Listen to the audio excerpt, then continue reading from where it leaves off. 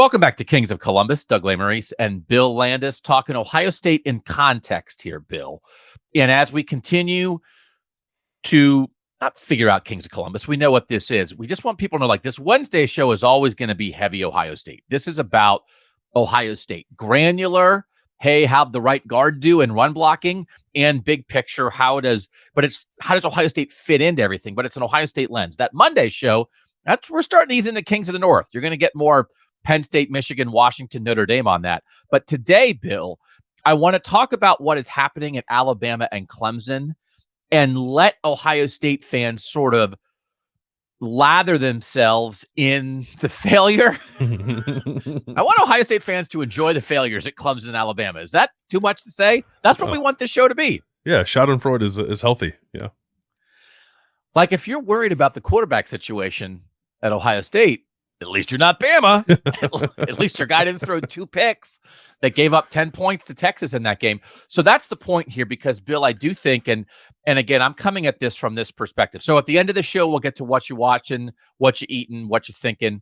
I do think people like that. We'll get to that at the end. And we do want to have, if we have time, we'll get into a little bit of a discussion of what Jim Knowles and Ryan Day talked about on Tuesday in their news conferences, because I think we got a little philosophical with Ryan Day and Jim Knowles, pushed there in part by you.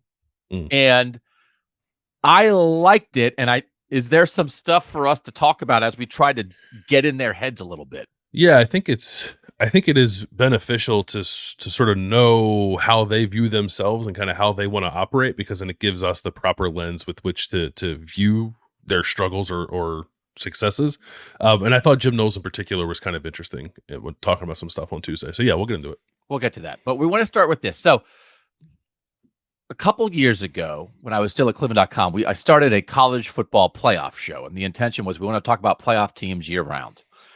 It was called the College Football Playoff Show originally, and then the College Football Playoff said they'd sue us. So we had to change the name to the College Football Survivor Show. And when we started there, it was after 7 years of the playoff. And after 7 years of the College Football Playoff, 28 spots, that's 7 times 4, that's math. Clemson, Alabama, Ohio State, and Oklahoma had taken 20 of the 28 spots in the first 7 years of the playoff. 6 each for Alabama and Clemson. They only missed once. And 4 each for Ohio State and Oklahoma. The rest of college football had the other 8 spots. It was 2 for Notre Dame, and then Georgia, Washington, Florida State, Michigan State, Oregon, and LSU had each made it once. Okay. The regular season records in the first 7 years of the college football playoff, 2014 to 2020, for those 4 powerhouse programs, here's what they were. Regular season, because I'm not going to penalize you in this discussion for making the playoff and then losing, right? Alabama, 83-4 in 7 years, 83-4. Clemson, 83-5 in 7 years. Ohio State, 76-6. And this is the regular season, right? So we're not talking about the playoff games, not talking about bowl games. I am talking conference championship games are included. So it's like everything that would have been on your playoff resume as the playoff committee was ranking you. And Oklahoma was 73-12. So the winning percentages, Bama was 954, Clemson 943, Ohio State 927, Oklahoma 859. Okay. Other big time programs in there, Georgia's winning percentage in those 7 years was 786. They were 66-18.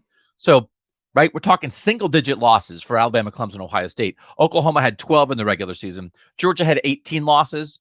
Notre Dame had 21. Washington had 23. Penn State, Michigan each had 25. USC had 27. So that's a lot more. USC had 27 losses in those 7 years. Ohio State had 6 in the regular season.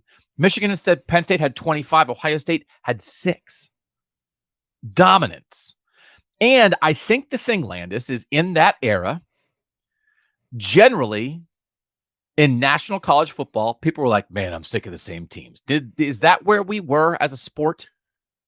Yeah, I mean, outside of, honestly, probably even in the Ohio State sphere, obviously people weren't sick of Ohio State making it, but I think they were sick of Ohio State getting there and like playing Clemson a lot and seeing Alabama sort of on the other side of it a lot. So there was fatigue with seeing, a small collection of teams in the BCS era get there, and then that quickly evolved into fatigue about the same 4 teams going to the playoff every year. But that's a very difficult world to live in. I'm sick of you. I'm not sick of me. You're not sick of me. What do you mean? It's great that we're here. I just don't want to see you there anymore.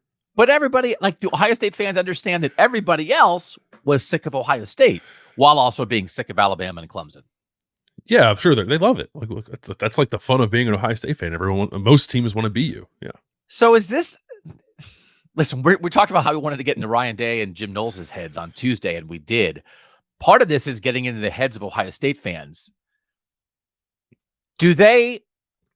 Not they. You're listening to this. I'm not trying to tell you what to think or what you should think, but I think it is an interesting thing to be caught up in, of being sick of the teams that are in the same position as you, but not wanting to acknowledge or believe or even think about the idea that, well, maybe you're not so scared of the idea that people are sick of you. Great. Be sick of us. We're Ohio State. Fine. Ohio State against the world, right? Mm-hmm. But that maybe at some point the worm will turn. That, hey, parity is coming to college football, NIL, transfer portal, the talent spreads out. It's not going to be the same old teams anymore. Great. That sounds awesome. Uh-oh. That means us. Are Ohio State fans trapped in that a little bit? I mean, at the moment, probably not, because I think they're concerned with more specific things about their own team. Generally, maybe, I don't know. Ohio State has been so like impervious to the changes of college football that I guess I wouldn't be surprised if Ohio State fans weren't really concerning themselves with that, like monitoring it, but probably not worried about, that signaling any sort of step back for Ohio State as a program. All right, so let's have this conversation, because I think maybe my favorite thing that we did at Cleveland.com was the Indestructible Ohio State series, which I believe was before the 2016 season, where you and I and Ari were there at Cleveland.com as the three people covering Ohio State. And we did a preseason series about the idea of not only is Ohio State undoubtedly the most indestructible program in college football, I think we argued they were the most indestructible team in North American sport, because they were always in the mix and they never fell off a cliff. Mm-hmm. Did you believe that to be true in 2016, or were you like, Doug has this idea, I guess we've got to go along with it?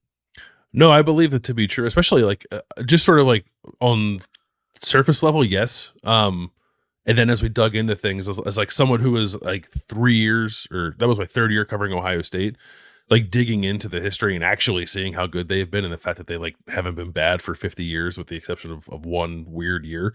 I believed it. Yeah, I still believe it. Okay.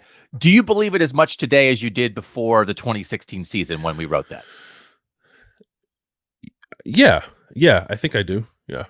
Okay. So then let's talk about this. Let's talk about these four teams who dominated the first 7 years of the college football playoff. We're now in year 10 of the college football playoff, right? So we're 2.5. So we're going to do some comparing here between the first 7 years of the playoff and then the last 2 and a fifth years or whatever. We're 2 or 3 games into this season, depending who you are. Alabama, first 7 years, regular season of the college football playoff, they were 83-4. In the last 2 years plus, they're 23-4. So they have as many losses in the last 2 years plus as they had in the first 7 years, regular season. Clemson was 83-5. Last 2+ years, they're 21-6. So they have more losses in the regular season in the last 2+ years than they had in the first 7 years of the playoff combined. Oklahoma was 73-12. Last 2+ years, they are 18-8. So that is, they're not at 12 yet, but man, they're kind of losing, and we know why. Lincoln Riley left. They brought in Brent Venables. They rebuilt. And sometimes the conversation, I just say like the Lincoln Riley team is the playoff contender, but we're talking about fans here. Right. I don't know if there are a lot of Oklahoma fans who are like, well, my grandparents grew up in Oklahoma. We've been Oklahoma Sooners fans for 100 years, but Lincoln Riley went to California. I like the Trojans now. I don't know. Do you think there were some people who did that? Probably, yeah. Like the people who are like Dallas Cowboys fans for no reason, like those kind of people. Yeah. But most of them not. And I don't know that it's soothing if Oklahoma's not going to be Oklahoma anymore. At least it's like, well, at least Lincoln's succeeding. Good for him. I'll enjoy his success. I don't think that's where Oklahoma fans are. No. So we're talking about fans. That's a big drop off. Ohio State was 76-6. First 7 years, regular season, the playoff. Last 2+ years, 23-3. So, in terms of winning percentage, first 7 years compared to the last 2+ years, Oklahoma is down 167.167 in their winning percentage. Clemson is down 0.165. Bama is down 0.102. Ohio State's down 0.45. So much less of a drop for Ohio State. Mm-hmm. So here's the whole point of all these numbers, Bill.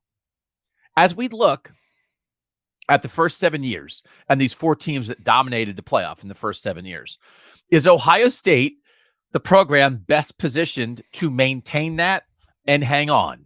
I'm calling this the old guard of the playoff world. Is Ohio State the one that has the best chance to continue that? Or do we think, Saban's still going to be Saban. Dabo will get it together. I believe Brent Venables is going to get Oklahoma back on top. No, I think Ohio State is the best positioned, partly due to its history, and my belief that they'll kind of figure it out. Whatever the changes are, they'll adapt and maintain their positioning more or less. Like I don't particularly believe in like Oklahoma getting back to where it was under Lincoln Riley. Clemson, I think, has been slipping for a couple of years. Like even the years that it did make the playoff, the 19 or not the 19 season, but the 20 season when Ohio State beat them, like that to me, I get, maybe in the moment I didn't feel like that was signaling the beginning of the end, but in hindsight, I kind of do.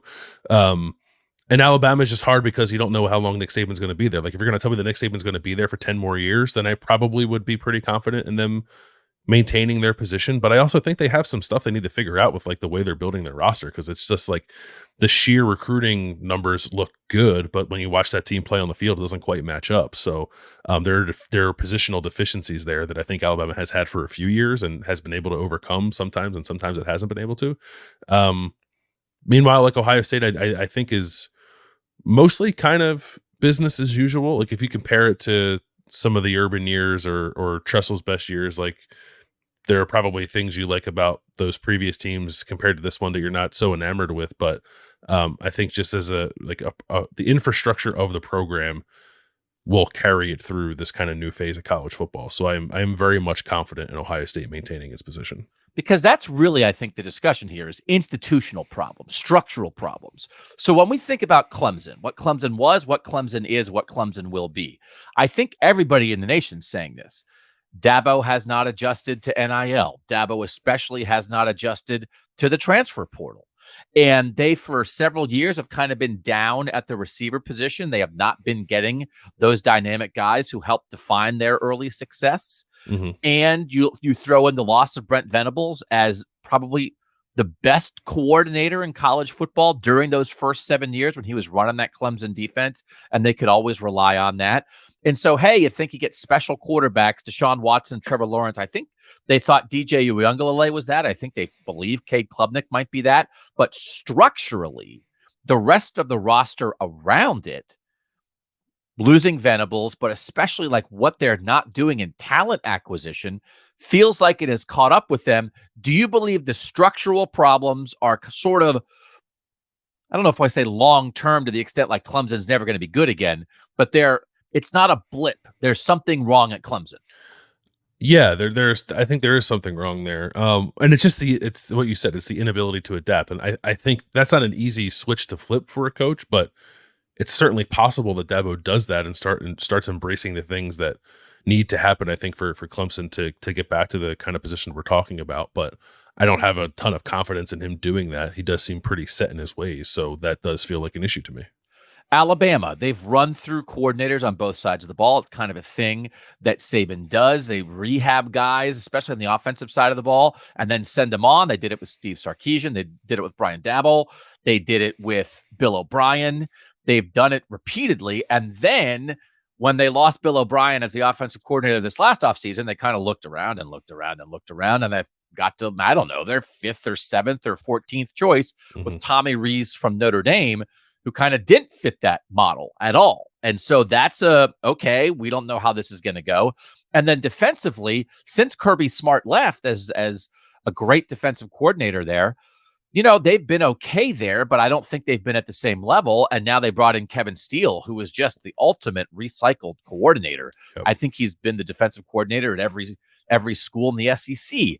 And you saw the Alabama defense against Texas, and it's like, oh, I don't know about this. You throw in the fact that they have not developed receivers out of high school. They've been patching receiver together with the portal for multiple years now. Even when they were good, it's because they got Jamison Williams in the portal. Do you think there are structural things? Nick Saban's 71 doesn't mean he's done being a good coach, but are there structural things that maybe Bama's not going to be Bama anymore?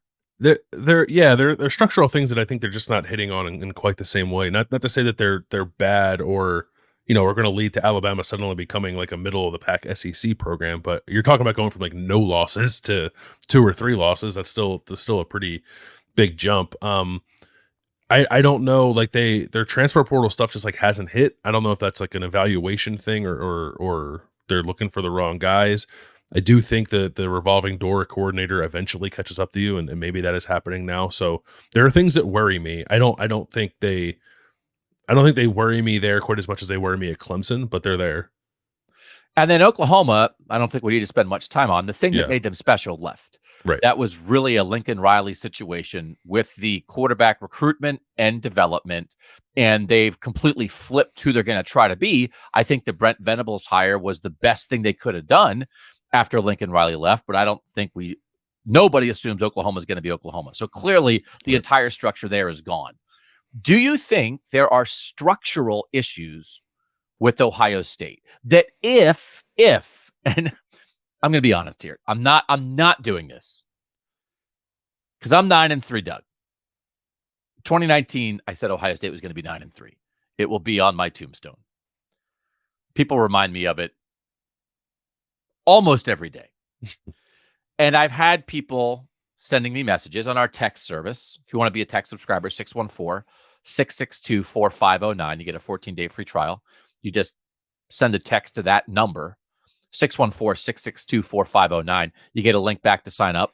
You can try it for 14 days. Type stop, and then you're out, and you never have to pay. If you do pay it $6 a month, people are saying it's worth it. People who are doing it so far seem to like it. And then you can send me things like, say, hey, 9-3, Doug. I've had people send me messages, Landis, that are like, you were just a couple of years early. So I wanted to do this before the Notre Dame game, not to get fans ready for Ohio State to lose to Notre Dame, but kind of. I'm like, I want to have a contextual conversation about where Ohio State is. And here's what I kind of want to say. Ohio State won. For the 4 teams who dominated the playoff era at the start, where we are now, they're winning. Yep. Who would you rather be right now? Clemson, Oklahoma, or Alabama? And Ohio State fans would rather be Ohio State than any of those 3 programs. And here's the thing that's difficult, Landis. And I want to encourage Ohio State fans to just occasionally remind themselves of this. It is very difficult for your standard to constantly be whoever the other best team in the country is, we have to beat them. So whatever we are, we're one thing. And then we'll take the other 133 teams, right? 130, I guess there's 133 total right now. The other 132, you figure out who the best one of you is, and then we have to be better than them. That's our comparison. That's our standard. So we talked about it a ton when we worked together. Cleveland.com. Does this beat Bama? Now we're on to, does this beat Georgia? Because guess what? What Ohio State does right now does beat Bama. They won. You'd rather be Ohio State than Bama right now. And guess what? For the first 7 years of the playoff, you'd rather be Ohio State than Georgia. So back then, you beat Georgia. Now you beat Bama. But if your only point of comparison is, well, back then, all I cared about was do we beat Bama, and all I care about now is do we beat Georgia and Michigan. That's a tough world to live in. Is it not? Is it not? Yeah, it is. I don't know that it is inherently unrealistic, but I think it's good to have high expectations, and Ohio State sets them for itself. Every year they tell us that. But it is, yeah, it's a hard world to live in. It is setting yourself up for disappointment, I think, more often than not. I swear I'm not getting you ready for a loss. I'm not. That's not the point. It's an appreciation before they maybe lose to Notre Dame. They might lose to Notre Dame. They might. I think it's a pick 'em. I haven't tried to look to see if that's a line. I'd make that line a pick 'em in South Bend today. What would you make the line today? Probably a pick 'em. If I'm Ohio State, I welcome being an underdog in that game. No. Ryan Day will probably take his own money and bet the line down to make. I mean, you can't actually do that, but yeah, bet as much as possible on Notre Dame to make Ohio State an underdog, so you have the inherent, motivation. Yeah. Okay, so I did ask some specific questions to our tech subscribers, and I love doing surveys. It's homework. Again, it's a free trial right now for everybody still because we've been doing this less for 2 weeks. But to be clear, eventually when you pay for this, you're paying to do football homework because I send you homework. And I say, here's a survey. I want to know what you think. Would you rather be, and this is the context because it's a playoff context. I said in the first 5 years of the 12-team playoff from 2024 to 2028, who will be like more successful, right? Playoff appearances, national titles, overall regular season wins. So I said, would you rather be Ohio State or Clemson? Now, this is an Ohio State group of fans, Landis. What percent of people do you think said, no, I think Clemson. I think Clemson is going to be more successful in the first 5 years of the 12-team playoff than Ohio State? How many said Clemson? Less than 5%. 1%. Yeah. 1%. How many said Bama? Same question. Head-to-head, Ohio State, Bama. How many would say, I think Bama will be more successful between 24 and 28 than Ohio State? 58%. 32%. Oh, wow, good for them. So 2-1. Ohio State fans are taking Ohio State. That's where we are. And so we're pausing momentarily to say Ohio State was in the power group in the first 7 years of the playoff, and now we've moved into this new era, and you'd rather be Ohio State than any of them. Now, back then, you would have rather been Bama or Clemson because they're winning more national titles and making more national championship games. So Ohio State clearly was third of those 4 teams in the first 7 years of the playoff, but there was a clear top group, 20 of 28 spots. So anyway, just as a reminder, you'd rather be Ohio State. And I think it's not just today. It's not just this week. It's not just this season. It's medium term. Is that worth saying? Just a reminder? Or Ohio State fans like, just shut up, Doug. I want to know about Austin Reed. I think it is good perspective as Ohio State fans, and I'm not saying they're wrong about it, are a little frustrated with the way this season has started. And maybe I think maybe in some respects, I don't know if worried is the right word, but certainly aware of some other programs around the country that most years you probably wouldn't be worried about or concerning yourself with that seem to be well positioned to make a run at this year, maybe more than there are in a typical year, and you don't want to see Ohio State fall behind in that race. And we are going to talk about them. So to wrap this up on the structural issue of the old guard, 4-team old guard. Do you believe there are potentially any structural issues at Ohio State? And I think that would be, if people thought there are, it would be A, is the Jim Knowles hire not quite right? Knowles is talking the other day of like, I got hired because I was this aggressive guy, a little bit feast or famine. Now I get here and I kind of realize I can't be that way. So, all right, we hired him because he was one way. Now he actually isn't going to be that way anymore. Would there be something structural with the defensive scheme and how it's going to be implemented with the personnel here? I think the other one people might be thinking about is offensive line play. Is there something where they're just not going to be able to recruit on the offensive line in a way that's needed to make sure they have 5 sort of NFL quality offensive linemen? And then I guess the other thing maybe would be just like the way Ryan Day goes about it and being a little bit caught in between on we want to throw it around, but we need to be physical to beat Michigan. We have this team in our rivalry in our own backyard that maybe has a thing against us now. And how do we shake that? Are any of those 3 real in a way that you think will be sustained between 2024 and 2028? I think some of those are real. Like I think Ryan Day's like sort of indecisiveness as a CEO of a program is real, but I think that's also existed for the entirety of his tenure, and it hasn't really held them back. I mean, I guess it's maybe kept them from truly getting to the top, but they've more or less been where they need to be, with the exception of the Michigan game the last 2 years.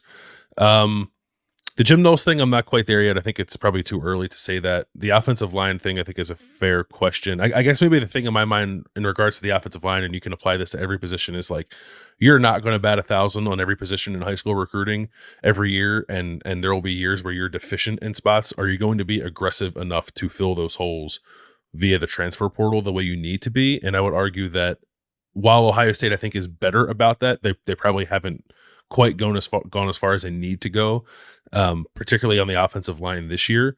So if that's something that would persist, then it's not like Clemson, right, where they are just like nearly transfer averse. And I don't think it's quite as bad as Alabama, where there are a lot of misevaluations via the transfer portal. It's certainly a few steps beyond Clemson, and probably still a little bit better than Alabama, but still potentially an issue in a world where you see teams kind of fortifying themselves via the transfer portal to be championship contenders. Is Ohio State going to be consistently good enough at that when it needs to be? I think is maybe my biggest lingering question with them. So if we could sell shirts right now that would have like we wouldn't get sued. So something that would indicate Ohio State on it that we wouldn't get sued for. And it would say like, that beats Bama, or like, this beats Bama, this beats Clemson. And it'd sort of be like kicking them when they're down. Which is great. Yeah, why not? Yeah, do it. Yeah. I mean, everybody's against kicking things when they're down. I'm kind of wait for things to get down and then kick them. Because why would you kick something when it's up? Because if you kick it when it's up, it might kick back. Yeah, you don't want to do that. I'm just like, I'm not hopeful that this happens, because I guess I mostly don't care. But man, it's going to feel really good as an Ohio State fan if the beating you put on them in the Sugar Bowl in 2020 was like really the end. Like, you're the one who like put the dagger in them, and they just weren't the same after that. And it's because Dabo said he voted. Well, he didn't, because Dabo voted him 11th. Yeah. And then they said, we're not only going to beat you, we're going to end you. Yeah. So if you have a Clemson friend, this is what I would say. Call them and gloat. It's over. Right? Don't you have to take your opportunities? Yeah, absolutely. Yeah. That beats Clemson. So that idea, I mean, I think people were definitely talking about in the moment, did Ryan Day break Brent Venables? Like, did they expose the Clemson defense? And it was like, no. They destroyed the entire program. Like, it's not like a one side of the ball issue. This is, so I know our guy T. Shue, he lives down in South Carolina. This beats Clemson, just scarlet and gray. This beats Clemson, because we were at a point, Landis, when Ohio State played Clemson in back-to-back years in 2019 and 2020, after playing them in the Orange Bowl to end the 2013 season, after meeting them in the playoff in the 2016 season, it's like, hey, man, you're seeing these guys a lot now. And where Michigan was at that point, it was like, who's Ohio State's true rival? It's not Michigan.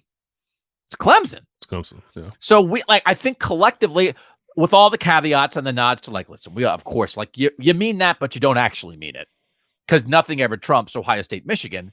But in terms of on the field competitiveness, what matters, what really gets your juices flowing, what defines you on the field, I think Clemson had passed Michigan.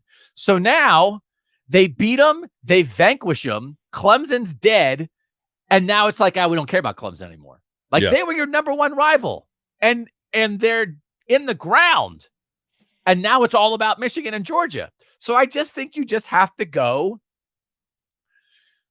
I don't want to be disrespectful, but you have to go tinkle on their grave a little bit, don't you? Yeah, I think so. I also think you can make the argument that by beating Clemson the way they did, and sort of getting the program to unravel, but then I also think like actually exposing Brett Venables' defense and like giving people a blueprint for it, and then he goes to Oklahoma and his defense is not very good there. It's the thing he's supposed to be good at is not particularly good. Ryan Day and Ohio State might have killed two programs that day unintentionally. Two blue bloods. Oklahoma's in this conversation. Oklahoma was catching strays in the Sugar Bowl. We didn't know. They took out two of the three. And then Saban forgot to get a quarterback for this year and took out himself for that one. So like, Yeah. here we are. Yeah. Okay. Just a reminder to continue to enjoy the fact that Ohio State is in a better place than Clemson right now. And again, 2/3 of you say you'd rather be Ohio State than Alabama going forward. Okay, quick break. When we come back, we're gonna talk about the parity and some of these other teams that Landis has been mentioning and how Ohio State stacks up with them. We'll do that next on Kings of Columbus. He's Bill Landis. I'm Doug Lesmerises. If you would like us in your pocket, 614-662-4509. Get a little Landis in your pocket. It's a 14-day free trial. $6 a month after that, 20 cents a day. Landis is doing like a play of the week. We're doing surveys. We're analyzing things as they happen. Berm's dropping recruiting stuff in there. Austin's giving you breakdowns of what's happening with the team. We're trying to have a good time. We're trying to inform you. And again, I mean, we have hundreds and hundreds and hundreds of people who have tried it in like the first 10 days and they seem to like it. So thanks to everybody who's done that. It's been fun so far. I'm really enjoying it. Someone asked me if I can do like offensive and defensive plays of the week, and maybe I might do that. I'm sure. Let me figure out one play for now, and then I'll see if I can't do two. Okay.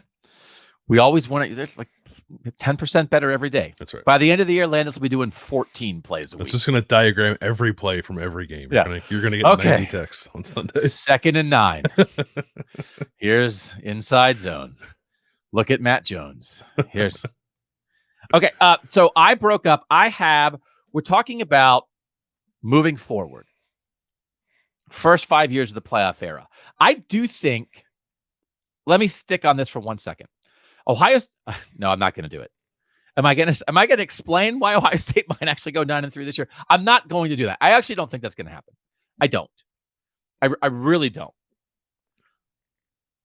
But in 2004, they transitioned and they lost 4 games that year, and it was just a one-time thing. So I do think you have to keep in mind there's a big difference, Landis, between there are structural issues in our program that this off year is a sign of things to come versus we got a little sideways at a couple positions and it's kind of a one-time thing and we had an off year, but we'll be fine.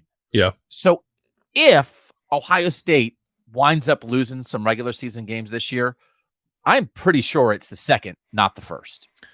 I agree with you, and honestly, like it's like one position. I think when you really look at the totality of the roster and everything that came back from last year, I think it's like mostly is the offensive line going to be good enough conversation. And I think a reasonable, just like an okay, like you're not going to be 100 out of 100 at quarterback every single time. Yeah, we're not saying Kyle McCord's not, but even the difference, like if you get an 85 instead of 100, you notice it, right? So yeah. So anyway, there's that. Going forward in the playoff, based off what is happening this season, I have 13 programs that I think might look like somewhat regular playoff contenders in the new world, and 4 maybes. So that's 17 programs that I think might, when we're having a 12-team playoff discussion, have a chance to be like right in there almost all the time. We'll run through those in a second. But to me, Landis, and I think it's going to change our thinking in a good way when we're in the 12-team world instead of the 4-team world, because we're just going to give teams a little more grace. You're going to be allowed to lose. You don't have to be perfect. It's going to be much more about how you look at the end of the year. And again, I don't think that's bad for college football. The people who are saying, I like it when teams can ruin their season in September, I just think we've reached the point where that's misery for misery's sake. Right. It's stakes for stakes' sake in a way that doesn't happen in any other sport in the world. So why do we have to be there? You don't have to be perfect for 3 months to win the national championship. And that's where we're going. If you wish we stayed that way, it's not happening. But I think it's better. But my point is this, maybe it's the lens, Landis, that the 12-team playoff is opening my eyes to stuff. But it feels like to me, 13 playoff contenders and maybe 17 feels like a lot more than we had in the first 7 years of the playoff when those 4 teams took 20 of the 28 spots. And it didn't feel like we were having a coast to coast, top to bottom conversation that involved as many teams. Well, yeah, because if you weren't Ohio State, Alabama, and maybe just those two and didn't win your conference, you weren't in the conversation. So now you don't have to win your conference to be in the conversation. There are going to be 3 teams probably from every major conference that are going to feel like they have a path to the playoff, even if they don't win the whole thing. So let's run the league. Can I guess a 17? Can I guess them? Oh yeah. Yeah. Okay. I want to guess. Play. I'll do the dings. So we want to do game show stuff as much as possible here. 17 of them. I have 1, 2, 3, 4, 5, 6 categories for the 17 teams. So I'll tell you the categories afterward. But for now, name those teams. Ohio State, Penn State, Michigan. Wait. That's way too fast. Okay. Ohio State, ding. Oh, sorry. Penn State, ding. Michigan, ding. Alabama, ding. Georgia, ding. LSU, ding. USC, ding.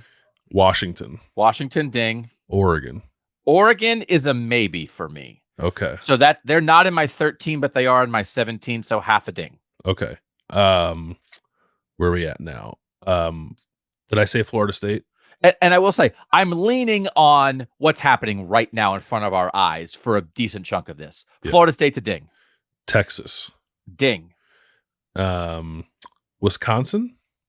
Not on my list. Not after last week. Not after last week. Okay, that's fair. Clemson's a ding. Yeah. How many am I missing? 2 more full dings. You have 11 of the 13. There's one you're missing because of your absolute constant disrespect. Notre Dame, ding. Okay. And one more ding. And I will say, it's Oklahoma is my last ding because I'm just gonna. Yeah. I have a hanging on category that is Clemson and Oklahoma. That's the 2 of the old guard that feel like they're kind of gone, but I'm gonna give them a slight nod, even if they don't deserve it. All right. So there are 3 maybes left. Again, a lot of it is based on this year, some of it lingering from last year. If you want to guess the other, so you have all the first 13. The maybes were Oregon and 3 more. Oregon State? No. I love Oregon State, but no. Yeah. Texas A&M. No, they stink. Yeah, they do stink. Another program you love with the dude you love that we love. That we talk about a lot as a Northern team on this show. Kyle Whittingham in Utah. That's interesting. Okay. I'll give them a maybe. They've won the Pac-12 the last 2 years, and they're right in the thick of it now. That's fair. The other 2 are wild card maybes. It's a one based totally off last year. I actually think they're not going to be good this year, and then one that is entirely based on the first 2 weeks of the season. Tennessee. Correct. Entirely on the first 2 weeks of the season. Entirely on the first 2 weeks of this season. The number 1 team in the country that people are talking about. Oh, Colorado. Yeah. So this is my list. The old guard. Bama and Ohio State. The new arrivals, they're here. And there's no doubt about it. Georgia and Michigan. The on-the-rise teams. Florida State, Texas, Washington, Penn State, USC. The still on the edge, like they're kind of in the same place they've been, which is pretty good, but a cut below the top tier. But they're certainly not going away. Notre Dame and LSU. And then can they hang on? Clemson and Oklahoma. Mm-hmm. And then my maybes are Oregon, Utah, Tennessee, Colorado. So that discussion, I think that is broad. I think that is good. But what we're talking about here, it does feel like when you think about, let's look through the Michigan lens, first of all. I think Michigan's a decent lens for this. NIL and the transfer portal. Okay. They run the ball effectively. They're good at that, right? Jim Harbaugh wants to do it. They have Hassan Haskins and Blake Corum in 2021. Man, they run the ball. They got Donovan Edwards in recruiting. Man, they want to run the ball. They had the best center in the country last year for a year because Olu Oluwatimi transferred from Virginia and is the best center in the country, right? This year. He won the trophy for it. I don't know if he actually was, but yeah. Look at you. Are we going to derail ourselves with a 17-minute discussion about whether he was actually the best center in the country? You and I had it as we were doing our Heisman votes. We were both like, we might vote for him. And now you're backing off Olu Oluwatimi as the best center in the country last year? Yeah, that's because the draft process soured me. It was like a 5th-round pick. Who do you think was better? Who was a higher center that got drafted? Because Luke Whippler went in 6th. The guy from John Michael Schmitz from Minnesota, I think got drafted ahead of him. Yeah. The guy from Wisconsin, I think got drafted ahead of him. Okay. Let's not say John Michael Schmidt's on this show anymore, unless we really have a reason to do that. So now this year, they lose Oluwatimi. Drake Nugent comes in, transfer from Stanford. Their right tackles, starting right tackles, a transfer from Stanford. They brought in a left tackle from Arizona State, who was a multi-year starter there, who didn't win the left tackle job. But they've been able to, I think, sort of keep some of their offensive line going through the transfer portal. Very helpful for them. Meanwhile, NIL, they made a big deal of the fact that they had some guys who were on the edge of going pro, Blake Corum first and foremost, and a lot of guys stayed at Michigan. And it certainly seems like the story around that is they stepped up in NIL and had some of those guys stay. Cornelius Johnson at receiver, Blake Corum, guys like that. So I think we can look at Michigan. And now listen, it was built from the ground up, right? It's real. This is not a transfer success story, but I think they're maintaining where they are and not having it be a one-off because they're not yet recruiting at the same level as Bama, Georgia, and Ohio State. I do think the new world has certainly enhanced Michigan. And I think, to me, there's no doubt about Michigan. Michigan's on the top tier right now. Yeah. And I think NIL and the portal both have that. If this was 7 years ago, I'm not sure they would be. I don't think that Michigan is ever going to get to that recruiting level that you're talking about. And that might be like just as a function of the way they want to operate. I don't think they're going to kind of scour the country and get as many 5 stars as possible. They've become really good at getting like the perfect players for their program. It is similar to, I think, the Clemson model. And now they're like sprinkling good quarterback play on top of it with JJ and what they have coming after him. So, because like if you look at Clemson, the way they recruited during their 2 title runs, they were not recruiting like Alabama and Clemson. That came after Alabama and Ohio State and Georgia. That came after the fact. And actually, there hasn't been much fruit for Clemson after they've recruited that way. I think people might have expected a step forward for Michigan in recruiting. That hasn't quite happened, but they have become arguably like the best developmental program in college football and are really good at player evaluation.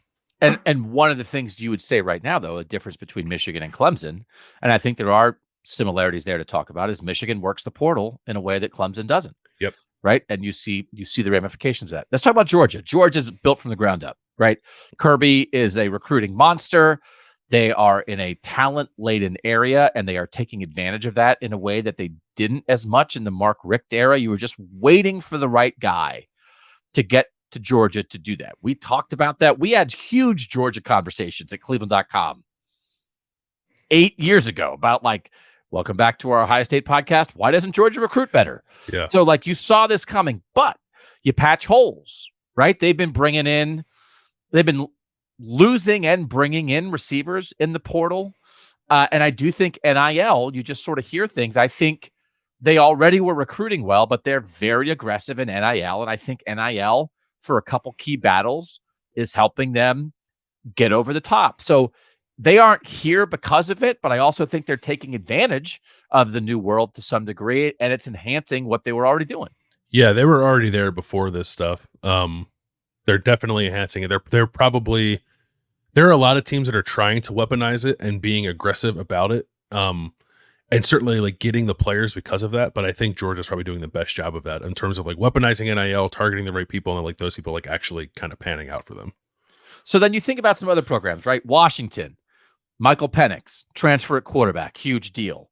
Texas, the Quinn Ewers thing was goofy, but in the end, I mean, maybe without NIL and the portal, he never would have come to Ohio State to begin with. But in the end, he did come to Ohio State and then transfer to Texas and start at Texas the next year, right? Mm-hmm. So he got his kombucha money in Ohio, but then he went back and got his NIL money at Texas too. So like that's part of it. Florida State absolutely killed it in the portal this offseason. Yes, some ground up stuff there, but Keon Coleman coming in and catching 3 touchdowns against LSU in week 1. That guy was at Michigan State until like June, right? I mean, that's absolute transfer portal success. And then you think about Lincoln Riley, Caleb Williams just could follow Lincoln Riley to USC from Oklahoma and transfer right away. USC is absolutely supplemented in the trenches at receiver. They get a 1,000-yard receiver from Arizona to come start there this year. So I do think even these blue bloods that have a lot, like traditional blue bloods, we're talking about playoff blue bloods, there were 4. The traditional powers, Florida State, Texas, USC, Penn State, right? All traditional powers, not out of nowhere, But part of the reason they're in the mix this year is because they have embraced and are succeeding with the new rules that make it a little more difficult for Bama and Ohio State and Georgia and just like the absolute top teams to just stack, right? And then these second tier teams are positioned, I think, perfectly, Bill, in the portal world, because if you're Washington or Texas or Florida State, you can take guys coming down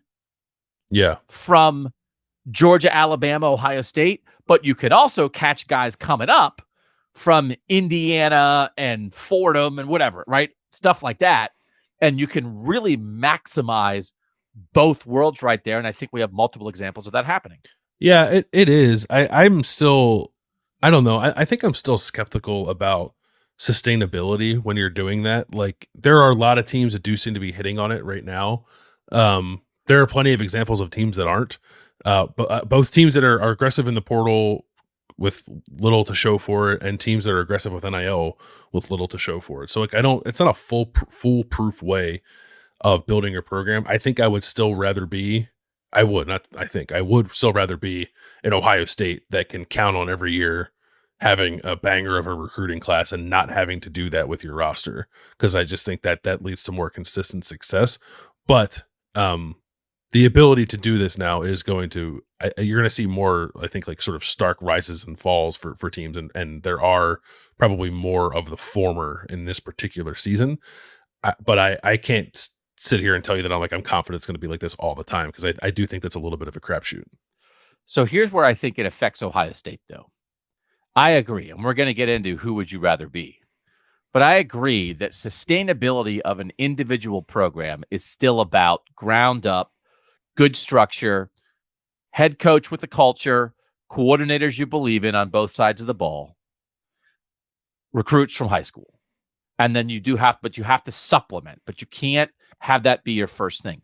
But from an Ohio State perspective, yes, I'd rather be Ohio State than a team that is getting a lot in the transfer portal. But what I think will happen is there will always, every year, be somebody out there. Yeah. Now, it might not be the same team, but I think every season, in a world where for 7 years, if you were Ohio State in the first 7 years of the playoff, and you're looking around saying, okay, who do we have to worry about? It's like, all right, Bama and Clemson. We know we got to worry about them. I honestly don't know if there was anybody else Ohio State was worried about. Was there? On any kind of regular basis, but also on an individual one-season basis? No, because not even, like, Michigan wasn't even that conversation for the majority of that shit you're talking about. So what I think is going to happen now is if you're Ohio State, you're going to look around and say, okay, who we got to worry about? Where you got to worry about Georgia, right? You got to worry about Michigan. Neither of them are going anywhere. You probably still have to worry about Bama, right? Yeah. But also, I think there's going to be every season 2 or 3 teams that you have to worry about because they got Sam Hartman in the transfer portal. Because, oh my God, they got 3 All-American quality offensive linemen in the transfer portal. And it won't be the same team every year, but for that one season, Florida State this year, Washington this year, where Michael Penix stays in school, right?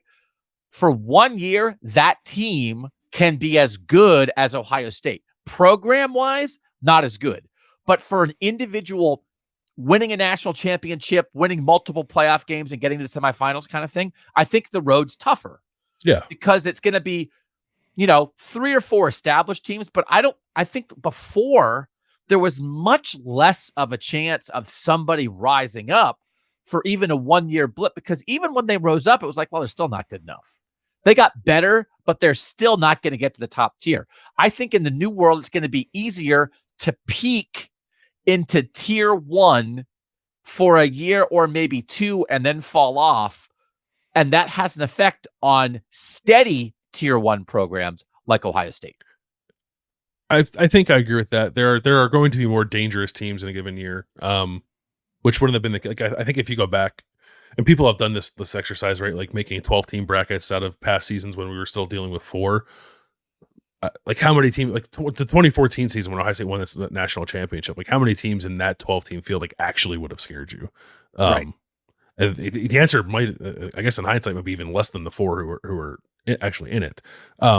Yeah. Now I think most years you're probably going to get like a minimum of 7, and more, and then years, that number can jump up to maybe 12, 13, 14, like we're talking about this year. I think Florida State's the example of this. I mean, again, they're the. I don't think Florida State. I wouldn't. The next 5 years, would I rather be Florida State or Ohio State? I'd much rather be Ohio State. I think this year, Florida State's better than Ohio State. Like, because of all the things that happened for this kind of particular thing. And I just think that was less possible in years past. Okay. Who would you rather be? Ohio State or this other program? We'll play that game even more next on Kings of Columbus. Doug and Bill back.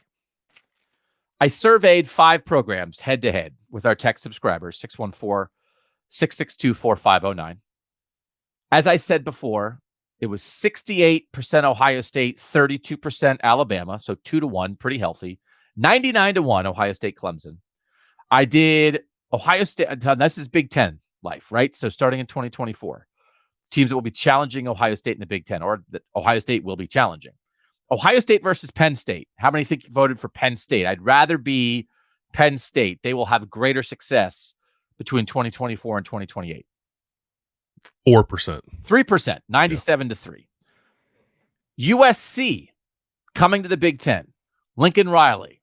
He's a genius. What percent voted for USC? 13%. 16%. You're good at this. 84-16. And this is one of those. This is I really do. I enjoy the football analysis of our fans because perception matters. And, if you're going to pay $6 a month to get football text in your pocket, you probably know football pretty well. Mm-hmm. You probably watch a lot of football. You care a lot about football. You might still be casual because we're casual too. But there are just some people who just can't hit the Michigan button. They physically, their finger won't do it. Right. So whatever this number is perhaps not a true reflection. And we understand that, right, Landis? It's not a requirement to be a tech subscriber to be like, no, absolute, unbiased football analysis. Who would you rather be, Ohio State or Michigan? You're still allowed to just hit the Ohio State button because it turns your stomach. I'm actually surprised that anybody would hit the Michigan button. So you're telling me that number's above 0? What do you think it is? What's your guess? 7%. 10. Yeah. 10. 10% brave souls. 90-10. I'd rather be Ohio State. So Michigan, USC, Penn State, Clemson, Alabama. You'd rather be Ohio State for the first 5 years of the 12-team playoff. I did an overall ranking then. I sent 15 teams. Sort of the 15 that we were talking about. It was sort of like basically that list of, it was 13 plus 4. It was 17 teams. I didn't quite do all of them, but it was that general idea. And I said, rank them. You can do that in the text too. I give you all these things in order. And then it's not just yes or no. It's you get a little slider and you move things up. I'm going to move this up to 1. I'll move this down to 6. I'm not going to read all the teams, but if a group of the 15 kind of programs we're talking about, who will have the most success in the first 12 years of the playoff? Where do you think Ohio State finished in that? Landon? Second. Who do you think they finished behind? Georgia. That is correct. So Georgia 1, Ohio State 2, and it's overwhelming. Georgia had an overall rating of 1.5, which is like everybody's voting them either first or second. Ohio State was 2.61, which is also very solid. Then it was a drop off to 4.2.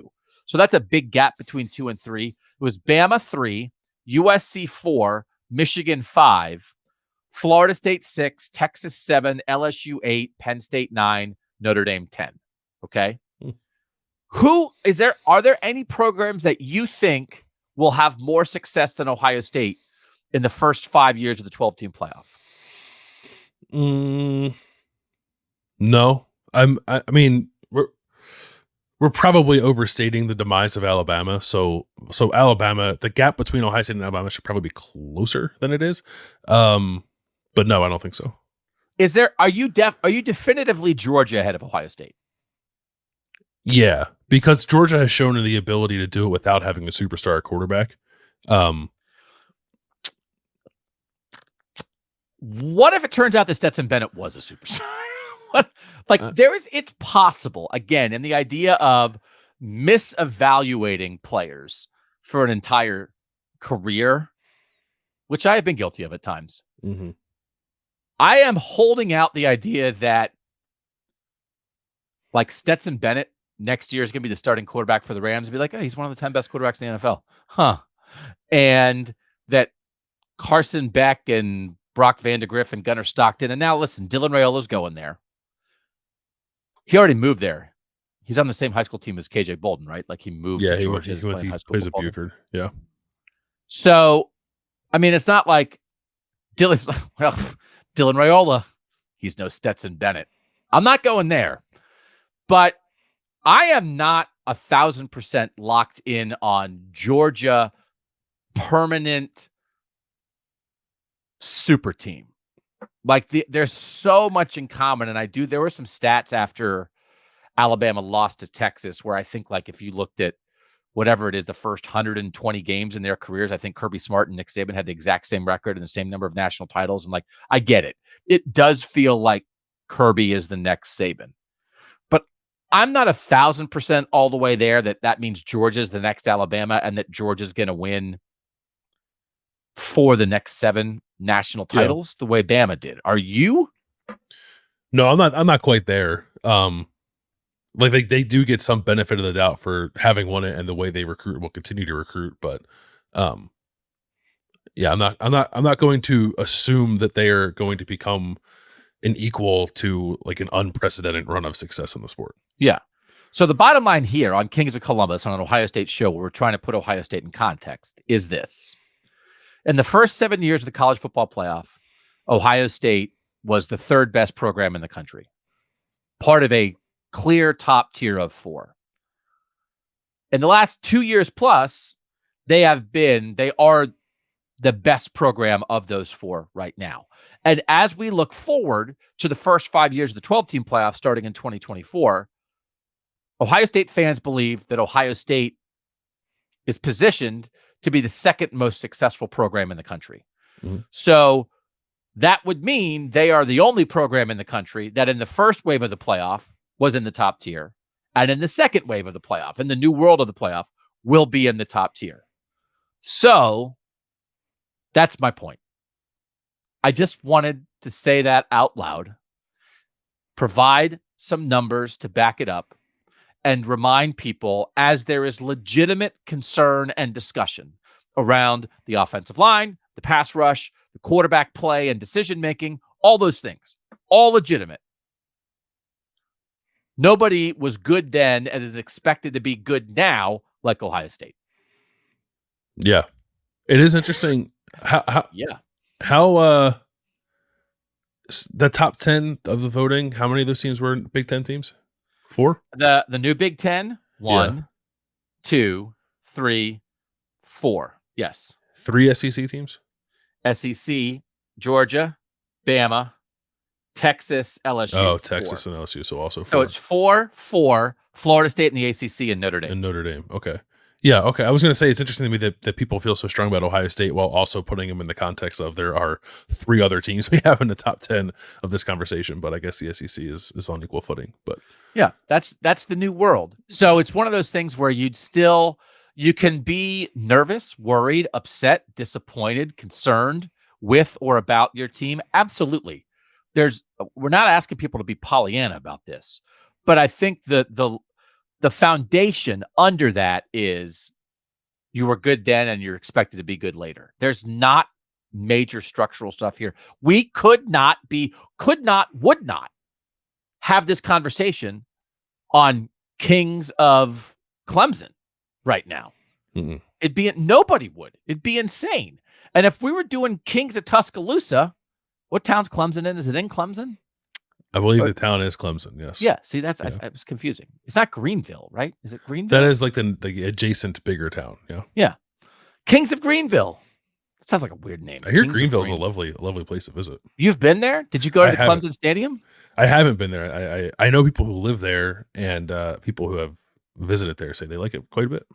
Oh, seems lovely. Yeah. Kings of Tuscaloosa, I'm not sure that people are like, yeah, no, we're 100% all fine. I think they're panicked about Georgia overtaking them. And I think they're maybe a little iffy on the coordinator hires at the moment.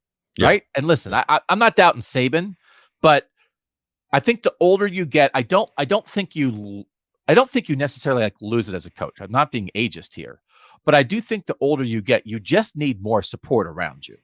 Because when you're like 40 or 50, you can just have the entire world on your shoulders.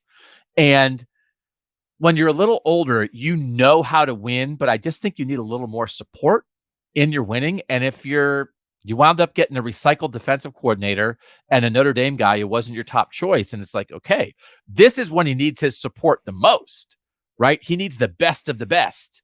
And I don't know that that's where they are right now. Yeah. And if you don't, this is where, the line between continuity and getting stale, if you have the same staff all the time, and the line between fresh ideas, get the best people and move them on versus like a revolving door, it's just whether you win the game or lose the game, depending how you view that.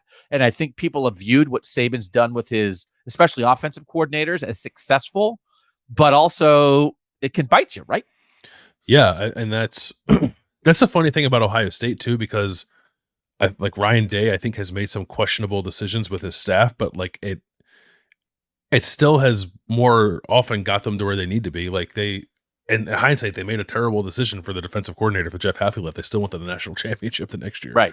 And were, a game away from getting there last year with, I think, some questionable staff structure. So it's not a world you want to live in consistently, right? I think eventually it will come back to bite you, but I think that speaks to sort of Ohio State's resiliency that up until this point, even in light of some of that, it has still kind of persevered. Okay, that's the point we wanted to make. We just want you having that in your head while you're justifiably concerned about things that are happening and wondering if they're going to be able to tackle Malachi Corley on Saturday. Who, did you see the stat? I sent this out to the texters. Yes. Because it was pointed out to me by somebody in the Ohio State building that Malachi Corley, the number one receiver for Western Kentucky, led the nation in yards after catch. Now, I said yak, right? Sometimes yak is yards after contact, like for a running back. In this case, it was yards after catch. So it's hitting a receiver on the move, right? Routes where he's on the move as he catches it, but then also is breaking tackles. He had 954 yards after catch last year. And number 2 in the country was like in the 600s. So this guy is phenomenal with the ball in his hands. And Ohio State has to figure out how to cover him and tackle him. So keep your eye on that on Saturday.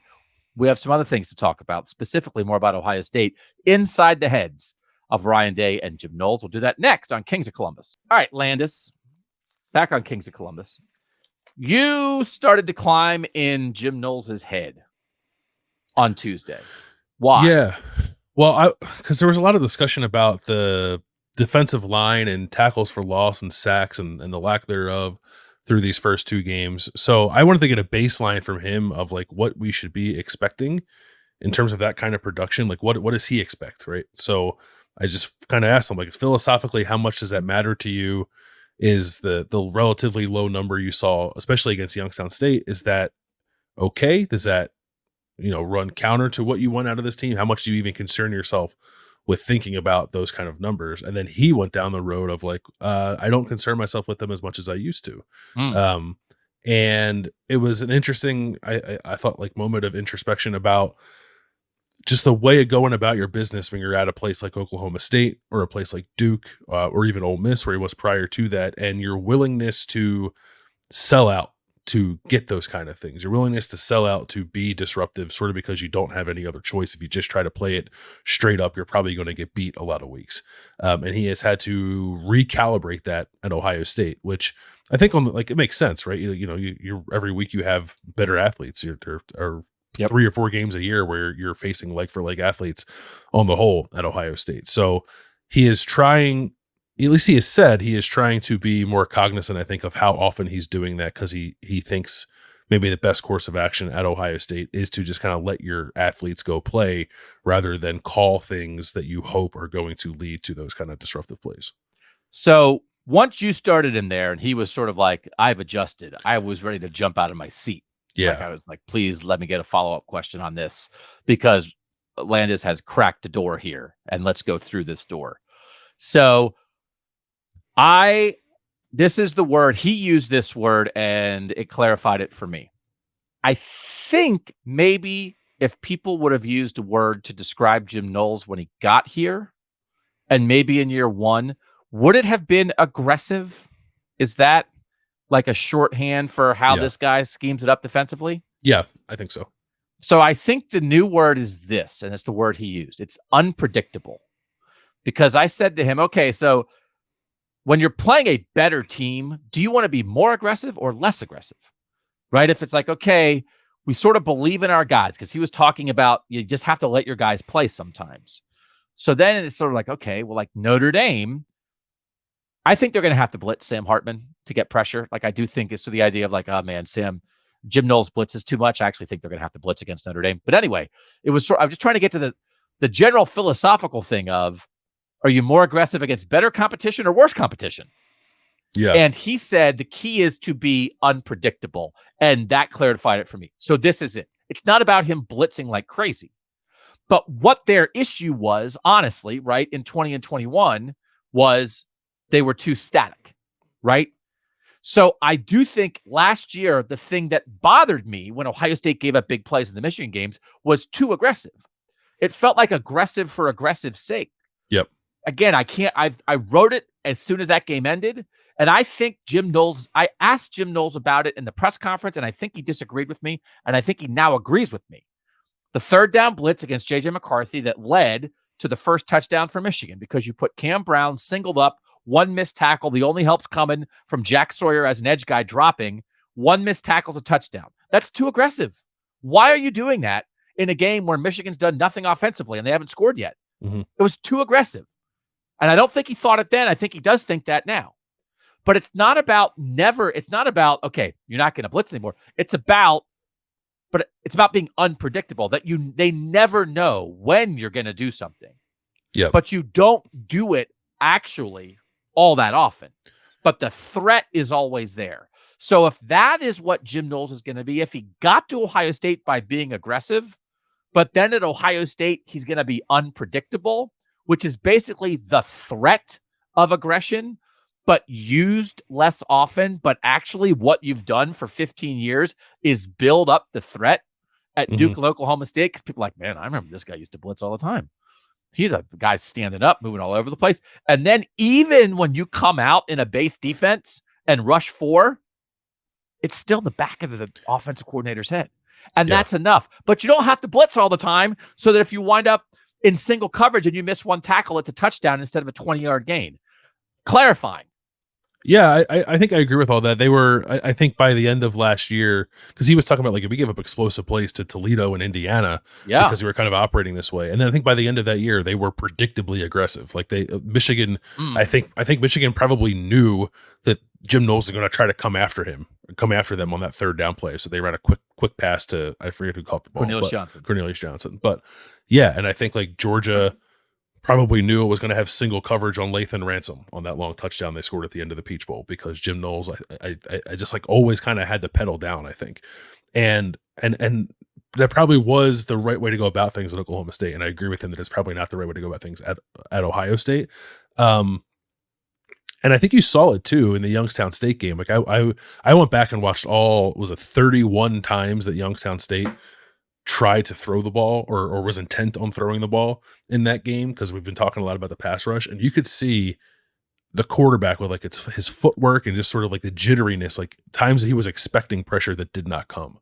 And I think that is probably what Jim Knowles was talking about. He has this sort of track record built up. People know that he has it in his bag. He can do it, but he doesn't have to do it all the time for it to be effective, which I think is sound logic.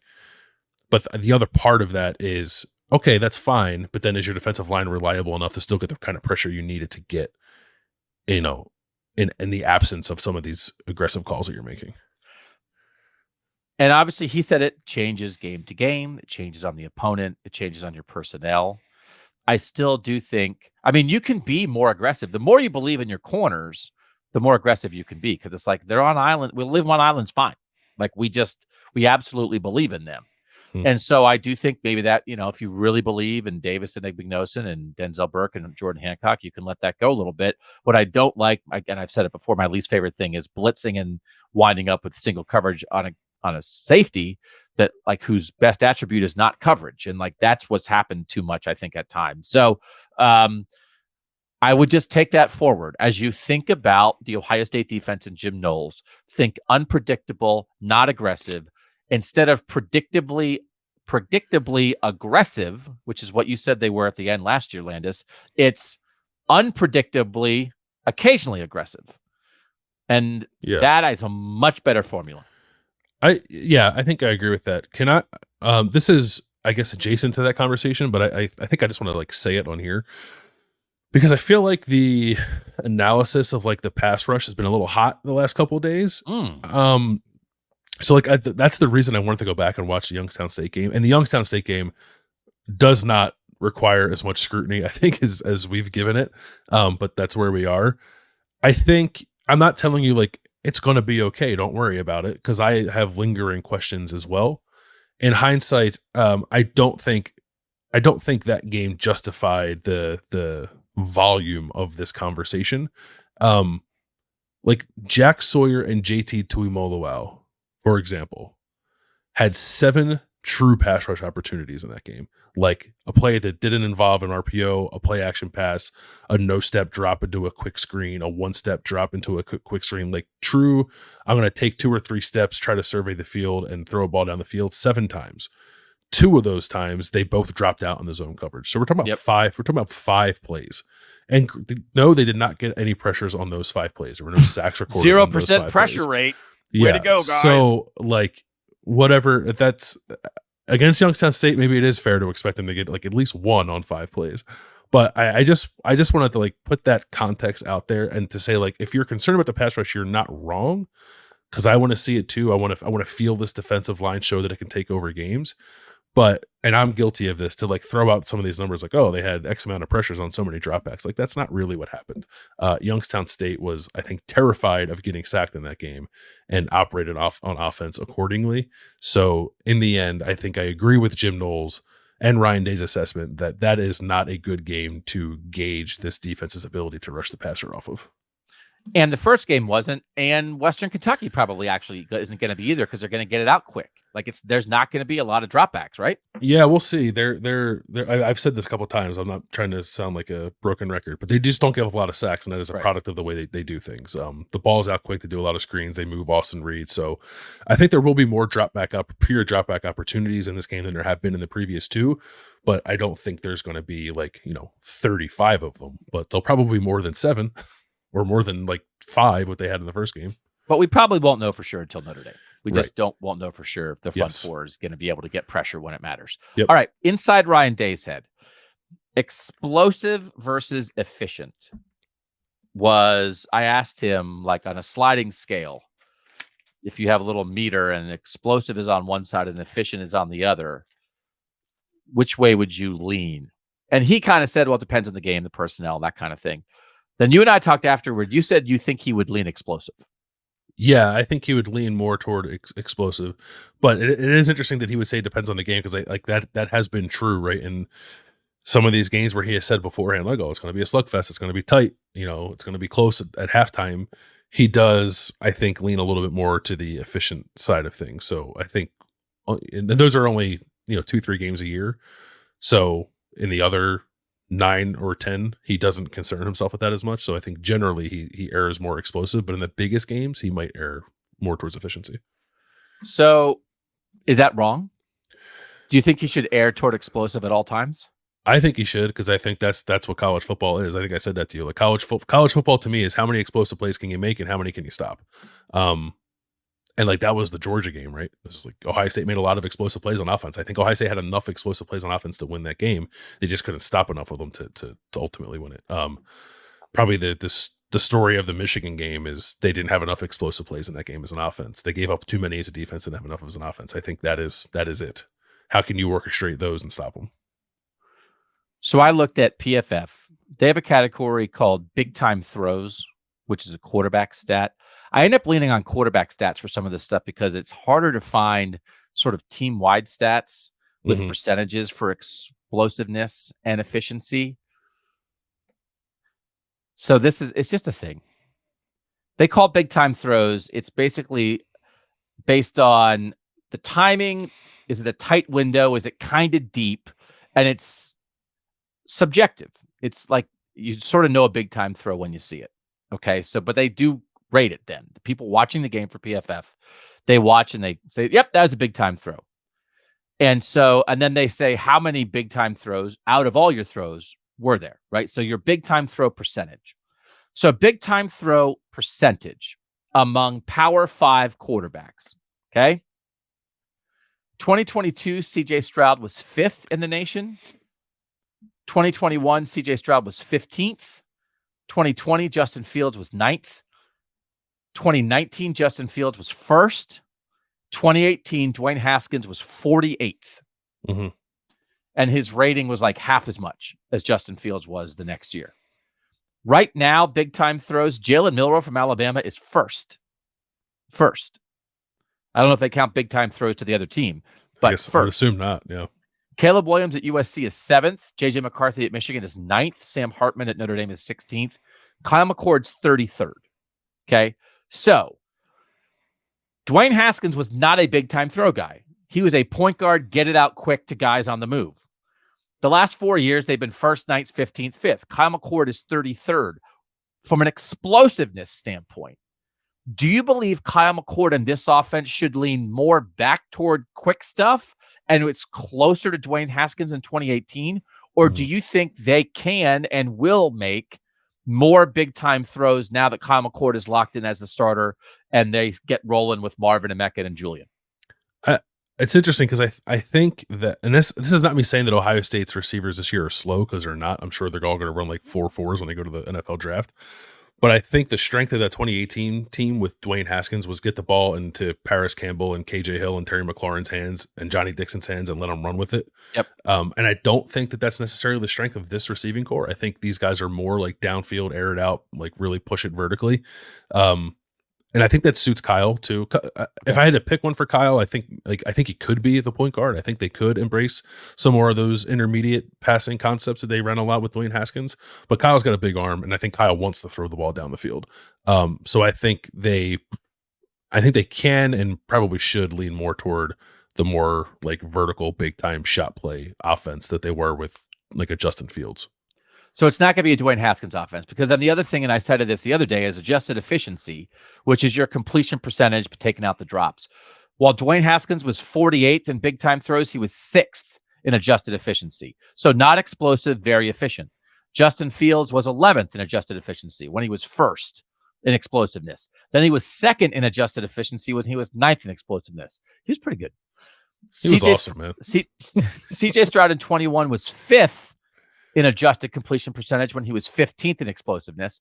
And then last year, he was actually only 38th in adjusted completion percentage while he was 5th in explosiveness. So last year wasn't, as much as we talk about brain and accuracy, it was actually more about the big time throws from CJ last year. The thing with Kyle right now, Kyle is 33rd in the big time throws. He's 53rd in adjusted completion percentage. So he's neither.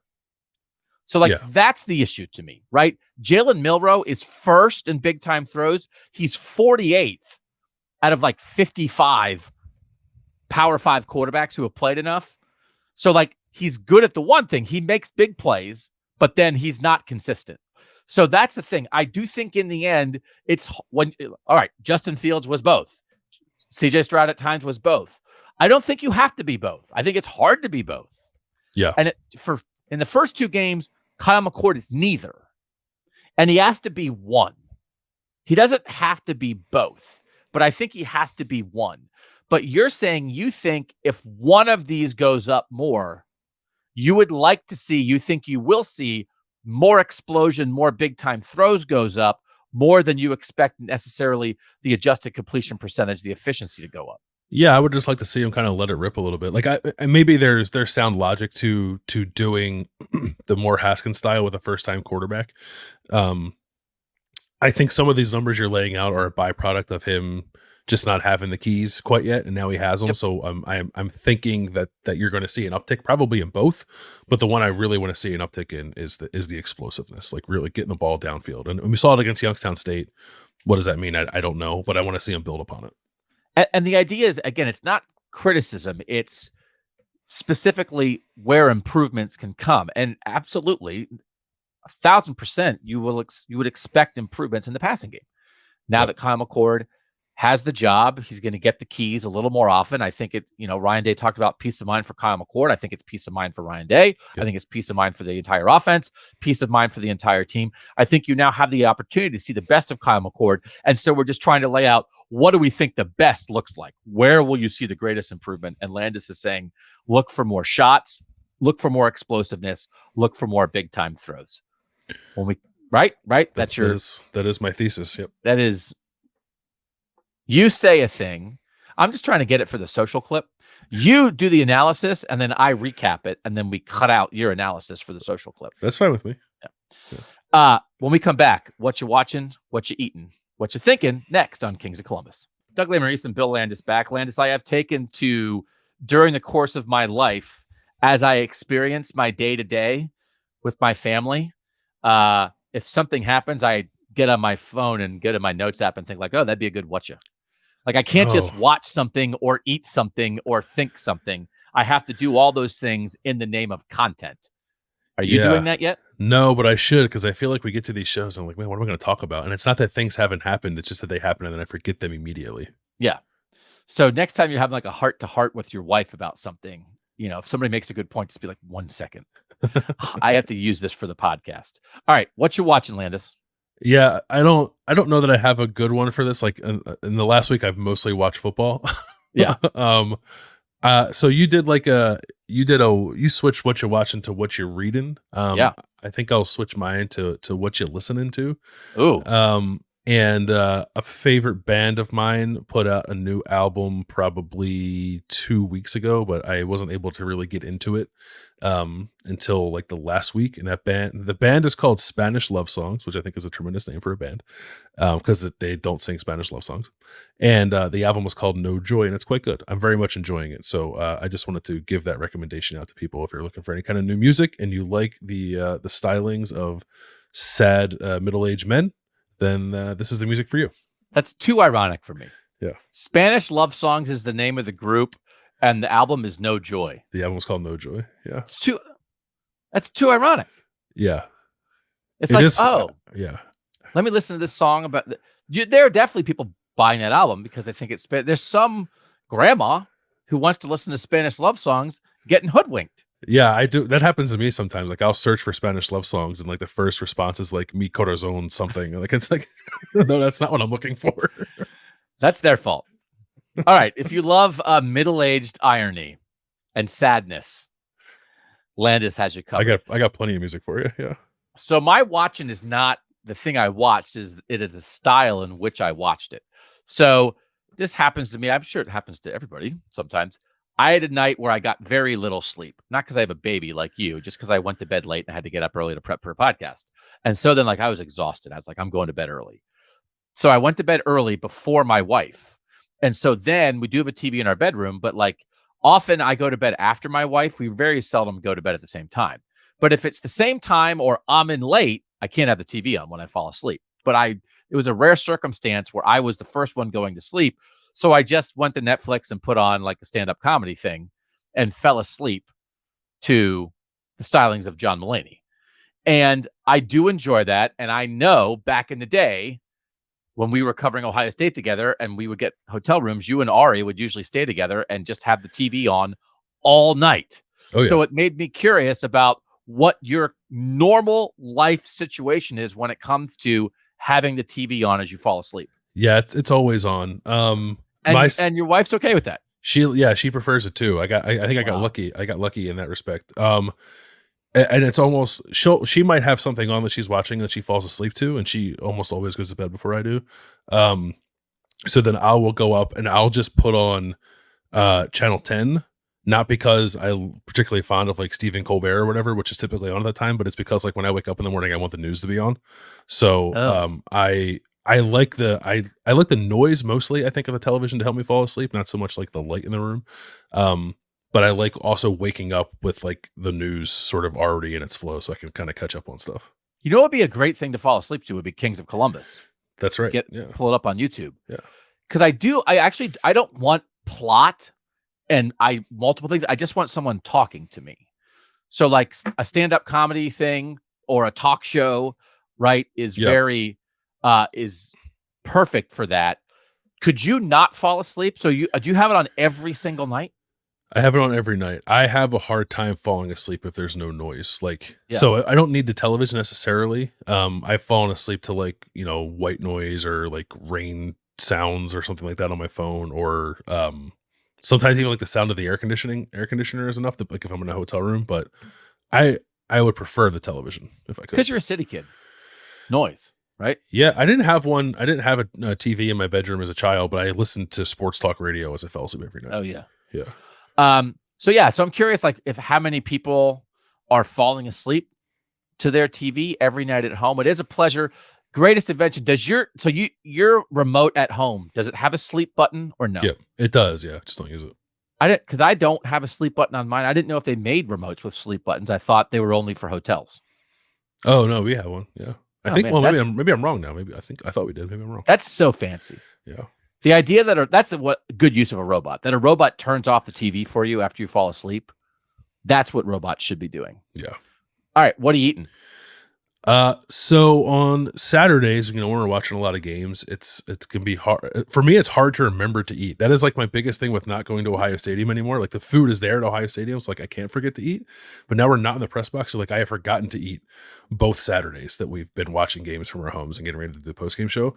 So last Saturday, my wife was kind enough to pick up some frozen pizzas that I could make like after the Ohio State game and after the post game show was done, and she got them from Walmart, which is not like the place I would go typically to get frozen pizza, but they have these things called like market side flatbread pizzas, and they're actually not frozen. You can freeze them if you want to, but they don't come frozen.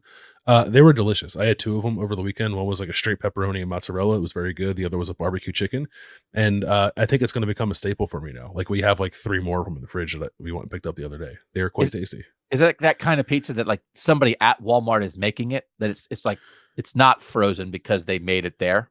I think that is the case. Yes. Nice. Yeah. But it comes Walmart. it comes in a box and like, packaging, and then we cook it in the toaster oven. It takes 10 minutes and it's delicious. So mine's football related food as well. And it's a shout out to concession stands, Friday night football, and one of the great inventions of our time, which is the walking taco. Oh yeah. Yeah. I call them talking wacos. I just think I don't know who invented it, but if once upon a time somebody opened a bag of Fritos and there was like some meat or chili or something sitting there, and they're like, what if I just put that in the bag? That is up there with the invention of the internet, the invention of the light bulb, indoor plumbing. I don't know who the walking taco person is, but it is spectacular. And we're just getting to that point. I was at a high school football game on Friday night, just getting to that chill in the air, and to be walking around with a mini bag of Fritos and a little spork and to want to tell the world there's meat in here. Yeah. Oh, I do people make walking tacos at home? If I was at home, yeah, and I got out a bag of Fritos and poured a bunch of meat in it, I think people would think I'm crazy. Can you make a walking taco in your house? You absolutely can make a walking taco in your house. But where are you walking? Just walk around your living room. Walk around the block. That would. But that's so I would want to do it now. It can be a standing taco, with a sitting taco, sitting whatever. Taco. That'd be better. Walk around the block, just eating a whole bag of Doritos. Yeah. Have you ever done it with the full family size bag of Doritos and just pour like a pound of meat in there? No, I haven't done that. To do that. Yeah, that would be insane. I think I was bummed. I went to the Dublin Jerome game on Friday, and like I wanted to get a walking taco, and then when I went to go down to the concession stand, there were approximately 100,000 people waiting in line, so I couldn't get one. Yeah, sorry about that. Yeah. Got to go earlier. Yeah. All right, so what are you thinking about, Landis? My child is crawling now, and I'm terrified. Whoa! Yeah, congratulations. I don't know if that's early or right on time. He's just about 8 months, but yeah, he's moving, and he's moving fast, and our house is not baby proof. It's not ready. I'm not ready. I don't like it. To go that point where you go from, you put the baby over there, and if you look away for 10 seconds, the baby's still going to be there, to if you look away for 3 seconds, the baby could be anywhere. Yeah. Is welcome to the rest of your life. Yeah. And it happened so quickly. Like he went to daycare and then came home and he could crawl. Like one day he couldn't, the next day he could. There was like no build up to it. Gates. Do you have gates? We have basically like we have a thing we can fashion into almost like a pen to keep them in the living room. Yeah. Yeah, it is. It's one of those, you get to that point where you love your child. It's the greatest thing that has ever happened in your life. And then they start moving around and you just treat them like an animal. It's like, could we tie him to something? Can we get a pen? Could we just put him in the closet for a while? Like, what is happening here? And he just wants to live, man. He wants to live. Yeah. But have a little like a dog house with a door you just put in the living room and have him be in there. Yeah. He's chasing the dog now too, which is very funny because the dog doesn't like him. Oh, there's so many.